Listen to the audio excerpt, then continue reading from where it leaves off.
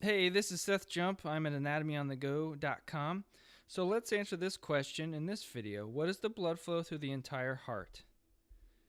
So we have vessels arriving at the right atrium, superior vena cava, SVC, inferior vena cava, IVC, and coronary sinus, the abbreviations for those vessels that come back to the right atrium.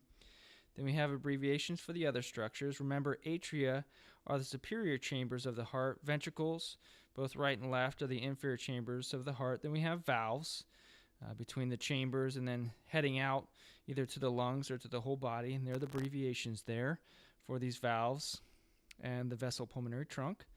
Then we have vessels arriving at the left atrium. Those are the pulmonary veins. We'll show those here in a second.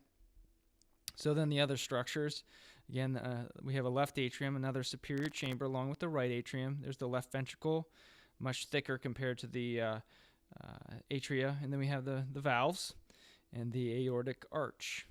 So how does this work? We have blood coming back, 3 inputs to the right atrium, superior vena cava, inferior vena cava, and coronary sinus. All are coming back to the right atrium after our entire body has used that blood. Now it needs to come back to the heart to receive more oxygen. So input into the right atrium there. Blood is there, then it passes through, ultimately through this tricuspid valve into the right ventricle. Then after a strong contraction of the right ventricle, we move blood through the pulmonary semilunar valve. It's a one-way valve, so once it's on the other side, it pushes the valve closed. Moves into the pulmonary trunk. That pulmonary trunk divides into right and left sides, right and left pulmonary arteries, en route to the lungs to receive oxygen. Then, after it receives oxygen, it comes back via the pulmonary veins. We have 2 on the right and 2 on the left, back into the left atrium.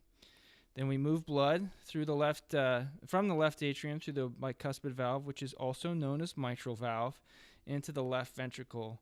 Then we have a strong contraction of the left ventricle to move blood through the aortic semilunar valve, again, the valve closes when blood is on the other side of this valve. Then we move blood into the aortic arch.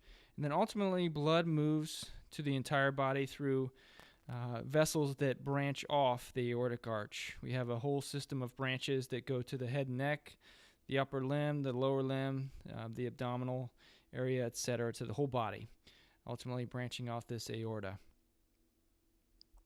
So that's the blood flow through the entire heart. You have a question you'd like me to address, feel free to connect with me on my website, anatomyonthego.com, Facebook page with the same name, and don't forget to subscribe if you'd like to be notified about new videos that come out. Thanks. See you in the next video.